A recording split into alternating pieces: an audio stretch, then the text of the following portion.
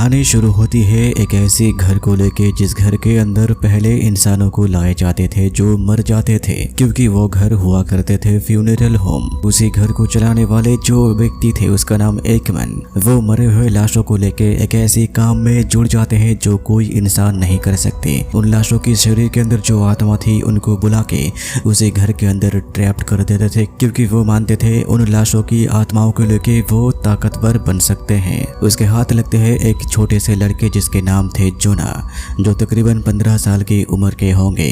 वो एक मीडियम हुआ करते हैं, यानी वो अपनी शक्ति के जरिए आत्माओं के साथ कांटेक्ट कर सकते थे।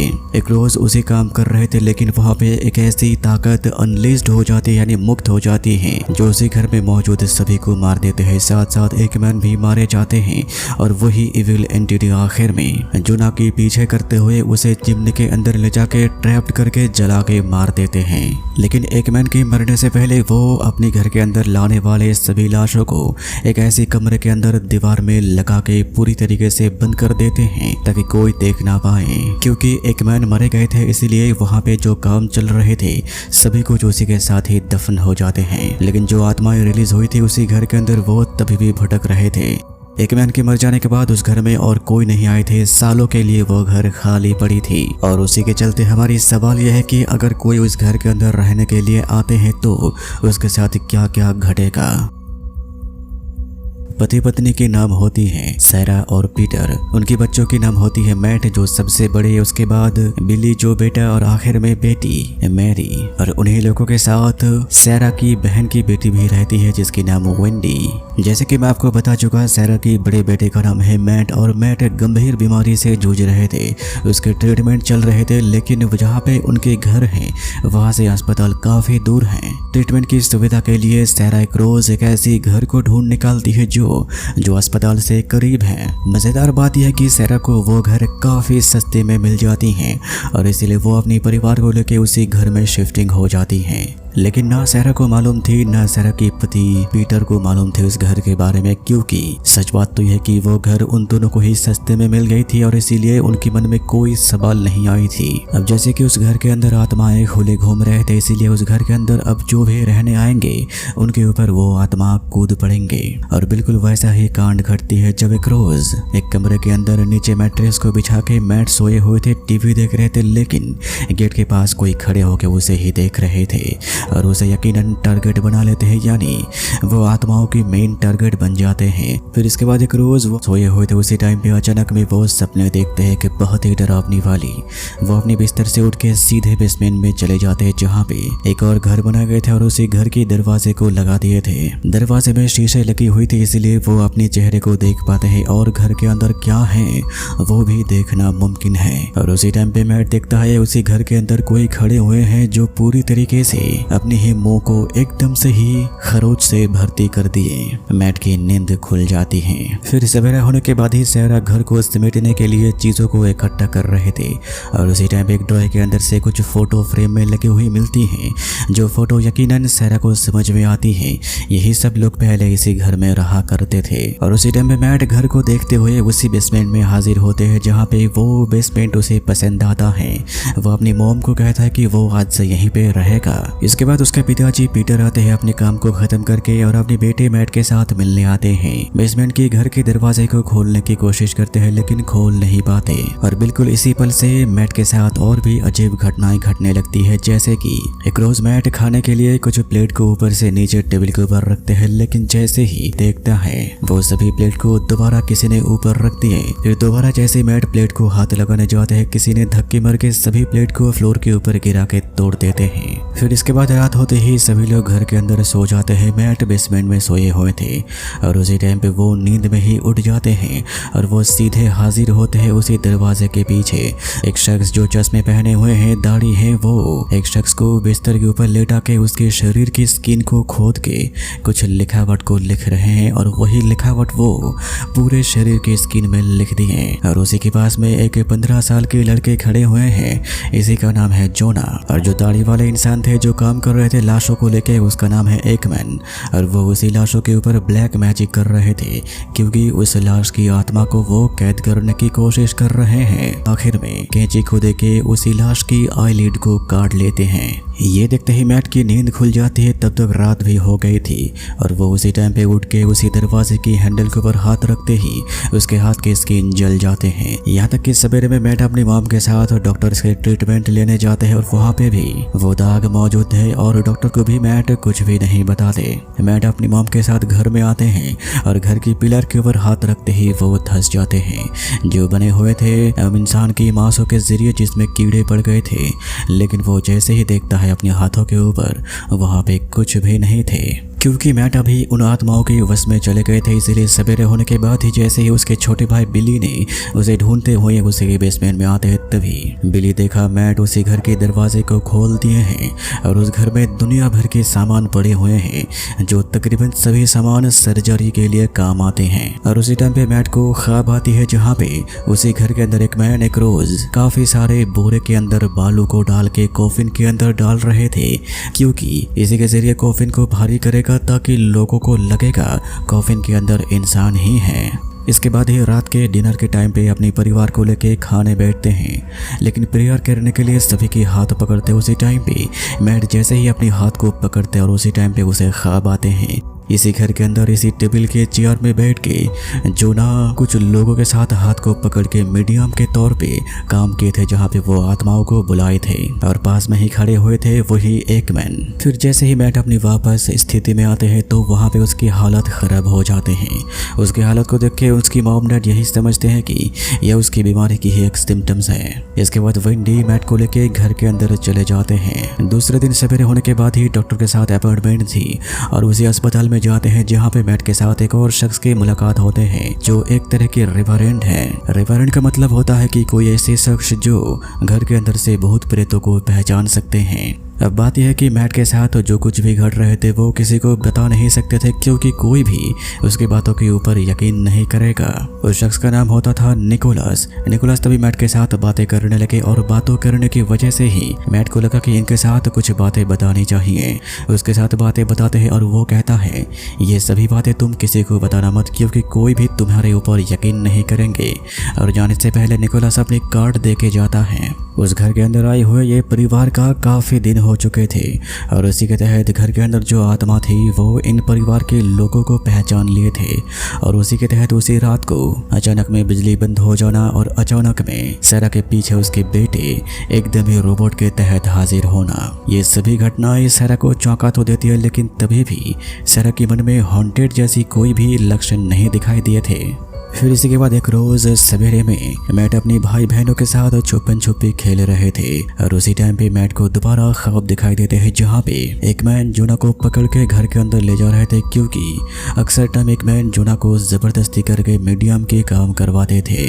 और उसी के पीछे चलते हुए आखिर में मैट जाके हाजिर होते अपने बेसमेंट के उसी घर के अंदर, जहाँ पे सभी बिस्तर के ऊपर बहुत सारे लाशों को रखे गए थे, क्योंकि उन लाशों के ऊपर एक मैन अपनी ब्लैक मैजिक कर रहे थे। और बिल्कुल उसी टाइम पे जितनी लाशों के ऊपर ब्लैक मैजिक किए गए थे सभी लाश मैट को घेर के खड़े हो जाते हैं, जो असल में उन लाशों की आत्माएं थी। ये घटना घटने के बाद ही मैट पूरी तरीके से परेशान हो जाते हैं, लेकिन बातें करने के लिए कोई नहीं थे उसके पास।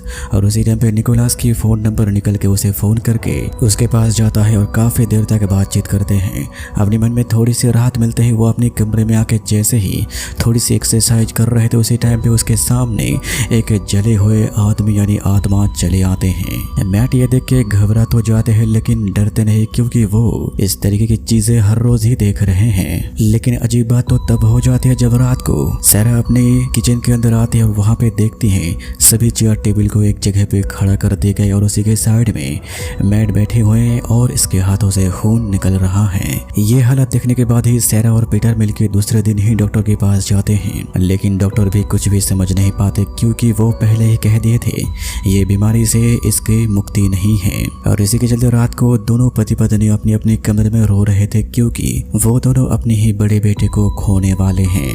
लेकिन वो दोनों ही नहीं जानते कि असल में मैट के साथ क्या हो रहा है। और इसी के चलते क्रूज मैट जाके हाजिर होते हैं वेंडी के घर में, जहाँ पे उसके दो छोटे भाई बहन बैठे हुए थे। मैट की शक्ल के रंग पूरी तरीके से उड़ चुके थे और उसे देखते ही वेंडी तभी अपने छोटे भाई बहन दोनों को कहते हैं, तुम दोनों जाके छुप जाओ, हम अभी छुपन छुपी खेलेंगे। लेकिन बात यह है कि वो दोनों एक ऐसी जगह पे जाके छुपते हैं जहाँ पे वो दोनों फंस जाते हैं। जहाँ पे बिली छुपे थे वहाँ पे बिल्कुल बिली के पीछे वही जले हुए आत्मा पहुंच जाते हैं। बिली को महसूस होते ही वो चिल्लाने लगते हैं और वेंडी जाके उसे बाहर निकलते हैं। लेकिन उसी टाइम पे घर के ऊपर याटिक में छुपी हुई थी मेरी की पैर लकड़ी टूट के फंस जाती हैं और उसी के चिल्लाने की आवाज सुन के दोनों जाके मेरी को उठाते हैं। लेकिन जहाँ पे मेरी की पैर फंसी थी उस जगह से एक बॉक्स उन दोनों को मिलती है और कुछ कागजातें। फिर उस बॉक्स और कागजातों को लेके वो दोनों यानी वेंडी और मैट बैठते हैं देखने। उस बॉक्स के अंदर उन दोनों को देखने को मिलते हैं कुछ ऐसी चीजें जो असल में इंसान की आईलिड्स थे, जिसमें बाल लगे हुए थे, लेकिन उन दोनों को समझ में नहीं आते। और दूसरे कागजात जो थे उनके अंदर से काफी सारे फोटो निकल आते हैं जो काफी अजीब थे। और उसी फोटो में से एक लड़के को देखने को मिलते ही मैट कहता है, मैं इसे जानता हूँ। लेकिन वेंडी उसकी बातों के ऊपर पहले तो यकीन नहीं करती, लेकिन वहाँ पे मैट जैसे अपने सीरियस मूड में कहते हैं वहाँ पे वेंडी को यकीन करना पड़ता है। और यहाँ पे इन सब बातों के निष्कर्ष यह निकलता है कि असल में ये जो फोटो है ये सभी लोग इसी घर में पहले रहते थे, यानी इनके साथ क्या हुआ होगा उन सब चीज़ों को मालूम करने के लिए इन लोगों को छानबीन करनी होगी। और सबसे बढ़िया जगह है छानबीन करने के लिए वो है लाइब्रेरी। फिर वेंडी और मैट लाइब्रेरी के अंदर जाके सभी बातें पता लगाते हैं, जहाँ पे उन्हें वही सब बातें मालूम चलती है जो मैं बातें आपको पहले बता चुका। एक मैन के बारे में वो क्या काम करते थे, उसे घर के अंदर लाशों को लाते थे और वहाँ पे जोना को पकड़ के मीडियम के जरिए उन्हीं लाशों की आत्माओं को घर के अंदर कैद करते थे। ब्लैक मैजिक के जरिए, जो ब्लैक मैजिक इस कदर थी कि एक मैन अपने चाकू के जरिए लाशों के शरीर की स्किन के ऊपर लिखावट लिख देते थे और आखिर में उन लाशों की आईलिड्स को काट लेते थे और एक एक करके सभी लाशों को दीवार में बनाई गई वार्डरोब के अंदर छुपा देते थे। फिर एक रोज इसी बात को कंफर्म करने के लिए मैट तभी निकोलस को अपने घर में बुलाते हैं। निकोलस सभी फोटो को देखते हैं और एक फोटो जहाँ पे वही 15 साल के लड़के जोना अपने मुंह के अंदर से कुछ चीजों को बाहर निकल रहे हैं। पहले तो इन चीजों को वो दोनों ही फेक समझते थे, लेकिन वहाँ पे निकोलस कहता है ये एक तरह की ऐसी चीजें हैं जो लाश अपने शरीर के अंदर रखते हैं और उन्हें सब ख्याल या फिर ख्वाबों को कोई मीडियम अपने शरीर के अंदर से प्लाज्मा के रूप में बाहर निकल सकता है। निकोलस सभी कुछ देखने के बाद यहाँ पे दोनों को ही सभी बातें समझाते हैं और आखिर में दोनों को रक्षा करने के लिए एक दूसरे की हाथ पकड़ने को कहते हैं। और उसी टाइम पे मैट जैसे हाथ पकड़ते हैं वो दोबारा पहुंच जाते हैं अतीत में, जहाँ पे वो देखते हैं इसी टेबल में काफी सारे लोग बैठे हुए हैं और सबके हाथ पकड़े हुए हैं मीडियम जोना के मुंह के अंदर से वही धुएं के रूप में प्लाज्मा निकल गए थे। मैट को देखने के बाद निकोलस पूरी तरह से समझ जाते हैं कि इस घर के अंदर कोई तो बुरी एंटिटी है। और बिल्कुल उसी टाइम पे घर के अंदर पहुंच जाते हैं सैरा। एक स्ट्रेंजर आदमी को देखने के बाद ही सैरा वहां पे उसे जाने के लिए कहते हैं, लेकिन निकोलस जाने से पहले कहता है आपके घर के अंदर बुरी एंटिटी की बस है, क्योंकि सैरा अभी भी कोई भी आत्माओं को नहीं देखी है या फिर महसूस नहीं करी है, इसलिए वो यकीन नहीं करती है। लेकिन उसी रात को घर के अंदर सैरा सोई हुई थी और अचानक में बिजली बंद हो जाती है और उसी टाइम पे बिल्कुल उसके सामने एक आत्मा हाजिर होती है जिसकी आंखें पूरी तरह से धुंधली हैं और उसकी पूरे शरीर की स्किन में लिख दिए गए।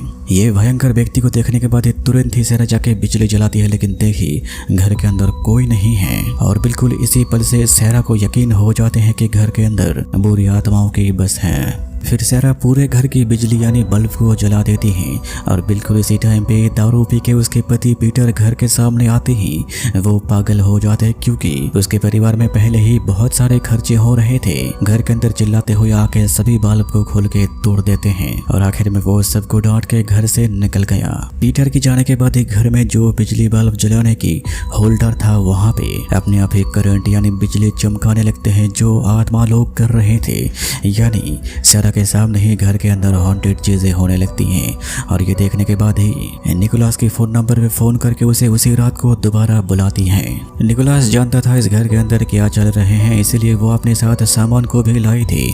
उनमें से एक क्रॉस को बाहर निकल के 2 टुकड़े करके वो घर के अंदर घूमने लगते हैं। इसी के जरिए वो जो भी इविल एंटिटी है वो उसे डिटेक्ट करेगा और आखिर में चलते हुए बेसमेंट के अंदर जाने के बाद ही बेसमेंट की चिमनी के पास जाते ही उसे पता लगता है यहाँ पे वो इविल एंटिटी है और वहीं पे निकोलास को समझ में आ जाते हैं कि वो इविल एंटिटी यहाँ पे ट्रैप्ड हो गया है, उसे मुक्त करना होगा। जैसे कि वो चिमनी थी इसीलिए उसी चिमनी में जलाया गया था। चिमनी के अंदर हाथ डाल के इंसान की खोपड़ी के साथ कुछ ऐशेस को बाहर निकलते हैं। इतने में घर के अंदर बेसमेंट में और भी अजीब चीजें होने लगती हैं, लेकिन निकोलास जैसे ही उस सभी चीजों को कपड़े में डाल के घर के बाहर ले जाते हैं और उसी टाइम पे बेसमेंट के अंदर से मैट देखा वही जले हुए शख्स घर के बाहर से उसे देख रहे हैं, यानी वो उसी के साथ जा रहा है जो हाथ में निकोलास सभी चीजों को लिए हुए हैं। इसके बाद घर के अंदर सब कुछ रुक जाता है क्योंकि निकोलास को लगा था वो काम को तमाम कर दिए। उसके जाने के बाद ही घर के अंदर सभी लोग बैठे हुए तो उसी टाइम पे सभी को बेसमेंट के नीचे से आवाजें सुनाई देते हैं। जहाँ पे सैरा जाके देखा तो उसके बेटे मैट के शरीर में वही सभी चीजें यानी अक्षरों को स्किन में खोद के लिख दिए गए। इसी कुछ मिनट के अंदर ये देखने के बाद सैरा एम्बुलेंस को बुला के अपने बेटे को अस्पताल में एडमिट कर दिए, लेकिन अस्पताल में डॉक्टरों को भी समझ में नहीं आते कि इस तरीके की चीजें कैसे कोई पेशेंट अपने शरीर में कर सकता है। वही दूसरी तरफ इसी रात को गाड़ी चला के निकोलास जा रहे थे, लेकिन गाड़ी के पीछे ही यानी बैक सीट में बैठे हुए थे वही जले हुए शख्स। वो और कोई नहीं, वो है जोना, और वो किस तरीके से जल के मारा गया हम आगे ही जान पाएंगे। इतने में अस्पताल के अंदर तभी बेड के ऊपर मैट बैठे हुए थे और उसी के सामने हाजिर होते हैं वही जला हुआ जोना। और वहां पे आने के बाद जोना मैट को सभी कुछ सपनों के जरिए दिखाते हैं और जो जोना यहाँ पे दिखा रहे हैं वही चीजें गाड़ी के अंदर निकोलास दिखाते हैं। जहाँ पे एक रोज उसी घर के अंदर एक मैन की बातों के मुताबिक एक बैठक बिठाए गए थे, लेकिन वहीं पे मीडियम के काम करते हुए एक ऐसी एविल फोर्स निकल जाती है जोना के जरिए जो उसी घर में जिंदा सभी लोगों को मार देते हैं और साथ ही साथ एक मैन को भी मार देते हैं। और वही एविल फोर्स आखिर में जोना की पीछा करने लगती है। जोना खुद को बचाने के लिए चिमनी के अंदर जाकर छुप जाता है, लेकिन वही एविल फोर्स उसे चिमनी के अंदर ट्रैप्ड करके चिमनी को जला के उसे वहीं पे मार देते हैं। ये बातें जानने के बाद निकोलास तुरंत ही सैरा के घर में फोन करके घर में बताने की कोशिश कर रहे थे कि तुम्हारे घर में कोई और है जो तुम्हें मारने की कोशिश कर रहे हैं, और वो पूरी तरीके से अभी मारने के लिए उतावले हो गए हैं। लेकिन उसी टाइम पे घर में 3 जने वेंडी और 2 छोटे भाई बहने अपने अपने काम कर रहे थे। वेंडी नहा रही थी, लेकिन उसी टाइम पे वो जैसे ही निकलने वाली होती है बाथरूम के पर्दे उसके शरीर में लिपट के उसे वो एंटिटी मारने की कोशिश करती है, लेकिन आखिर में वेंडी खुद को छुड़ा लेती है। और बिल्कुल इसी टाइम पे अस्पताल के अंदर जैसे ही पीटर और सैरा जाके हाजिर होते हैं और उसी टाइम पे रूम के अंदर जाने के बाद उन दोनों को देखने को मिलते हैं रूम के अंदर मैट नहीं है, क्योंकि मैट वह सभी कुछ बातें जानने के बाद ही वो अपने हाथ में कुल्हाड़ी लेके अपने ही घर में पहुंच गए थे, क्योंकि वो फिलहाल जानता है घर में किस जगह पे एक मैन ने सभी लाशों को छुपा के रखी है, क्योंकि उन लाशों की वजह से ही वो इविल एंटिटी अभी भी घर में है। उन लाशों को जलाना होगा। फिर घर के अंदर जाके वेंडी और छोटे 2 भाई बहनों को बाहर निकल के कमरे की पूरे ही दीवार को खोद के सभी लाशों को बाहर निकल के अल्कोहल छिड़ा के आग लगा देते हैं। सभी फोटो सभी चीजों को उसी आग में जला देते हैं, लेकिन आखिर में जितने भी लोग वहां पे थे सभी लोगों की आत्मा आखिरी बार के लिए मैट को घेर के खड़े हो जाते हैं। घर में आग पूरी तरीके से लग चुकी थी और ये देखने के बाद वेंडी पुलिस वाले को फोन करके बता देते हैं और इतने में सैरा और पीटर भी हाजिर हो गए थे। इतने में मैट जैसे ही चीखने लगते और उसी टाइम पे सैरा दरवाजा खोल के जबरदस्ती घर के अंदर जाके मैट को पकड़ लेती है और उसी टाइम पे सिर्फ मैट को ही दिखाई देते हैं। जितने भी आत्माएं थे सभी आत्माएं मुक्त होकर उसी घर के अंदर से वायु की तरह निकल जाते हैं। मैट के नाक के ऊपर ऑक्सीजन पाइप लगाया जाता है और सीने के ऊपर प्रेशर दिया जा रहा था, लेकिन मैट उसी टाइम पे पहुंच गए थे रूहानी दुनिया में, जहाँ पे उसके साथ मुलाकात होते हैं जोना की। फिर मुलाकात होने के बाद मैट अपने दुनिया में लौट आते हैं और इसके बाद ही मैट के शरीर में जितनी भी बीमारी थी सब बीमारी ठीक हो जाती हैं। अब हमारे यहाँ पे समझने वाली बात यह है, जब से मैट अपने परिवार को लेके उसी घर में शिफ्टिंग हुए तब से जोना मैट को टारगेट कर लिए थे, क्योंकि जोना को देखे एक मैन जबरदस्ती मीडियम की काम करवाते थे और एक मैन ही थे इस कहानी की असली विलेन। और उसी की करतूतों को प्रकाश करने के लिए धीरे धीरे मैट के जरिए इस घर में घटने वाले सभी चीजों को एक्सप्रेस करते हैं और आखिर में मैट को देखे ही घर के अंदर फंसी हुई सभी आत्माओं को मुक्त करते हैं।